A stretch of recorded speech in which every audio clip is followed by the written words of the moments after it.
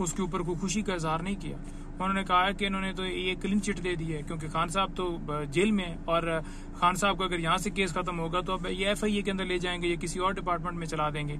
वो तो अपने मौक़िफ़ पर कायम रहे। उन्होंने कहा कि मैं केस लड़ूंगा। मंजूर साहब बताइएगा, इस्लामाबाद हाई कोर्ट अहकामात के बाद आपको आज लाला जेल में जाने दिया गया, क्या प्रोटोकॉल महसूस किया? एक तो ये बताइए, दूसरा आज की समाअत के हवाले से बात भी बताइएगा। अडयाला जेल में और बानी PTI ने कौन सी दरखास्त दायर की है और क्या गुफ्तगू हुई, ये दरवाजे कर दिए? देखिए, बात यह है कि गैर इंसानी जो है सलूक किया जाता था। हमें यहाँ पर 1 किलोमीटर दूर किया जाता था। इस्लामाबाद हाई कोर्ट के मोअज़्ज़ज़ जस्टिस सरदार इसाक साहब का शुक्रिया अदा करते हैं कि उन्होंने बड़ा एक ज़बरदस्त ऑर्डर पास किया जिसमें उन्होंने कहा कि वकला को जो है वो एक्सेस तक क्यों रोका जा रहा है। ये यहाँ पर 6-6 घंटे खड़े रहते हैं और इतनी गाड़ियाँ दूर पैदल चलवाया जाता है, बारिश हो, धूप हो, जो भी हो।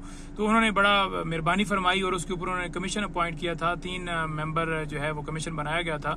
तो वो आज कमीशन में से 2 मेंबरान यहाँ पर आए थे जिन्होंने आकर विजिट भी किया है और शायद वो कमीशन भी और हाई कोर्ट का ऑर्डर था तो आज हमारे लिए थोड़ा सा स्मूथ था अंदर जाना। हमारी गाड़ियाँ जो हैं वो अंदर गई हैं और जो है वो वहाँ पर खान साहब से हमारी मुलाकात हुई है। हाँ, तलाशी वाला मामला भी नहीं रुका। आप पेपर जो है वो नहीं ला सकते बाहर और तलाशी भी उसी तरह से ली है। टाइयाँ शाइयाँ उठा के ये वो सारा पता नहीं दहशतगर्द हैं, पता नहीं कोई कैमरा लेकर ये ऐनक उतार के देखते हैं कि इसके अंदर तो कोई कैमरा नहीं है।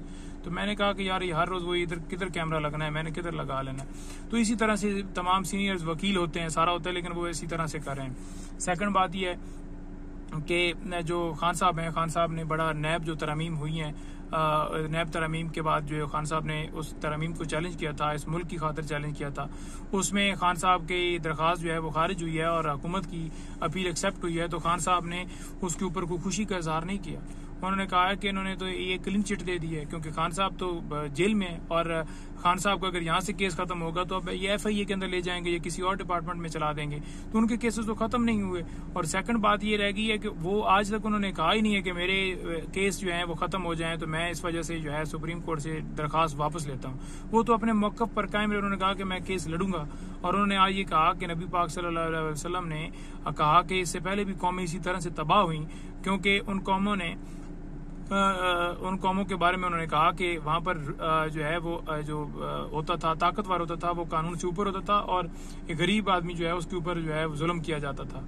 और आज भी यही किया जा रहा है कि आप देख लें कि जिन लोगों के 50-50 हज़ार लाख जुर्माने हैं वो बेचारे जो हैं इस वक्त उनकी पोजीशन ये है कि वो जेल में पड़े हैं।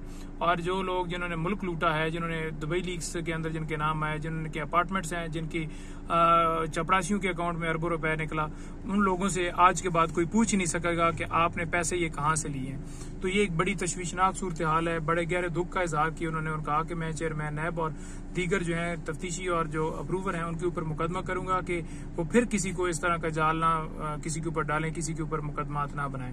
इसके साथ साथ खान साहब से जलसे के हवाले से खान साहब ने पैगाम दिया है और खान साहब ने कहा है कि मैं जो है पूरी कौम को कहता हूं कि जलसा गाह जो है पहुंचे, इस जलसे को आपने कामयाब करना है। ये हकीकी आज़ादी की जंग है। इस जंग में भरपूर साथ दें और निकले अपने घरों से अपनी फैमिलीज के साथ, बच्चों के साथ और इस जलसे को कामयाब करें।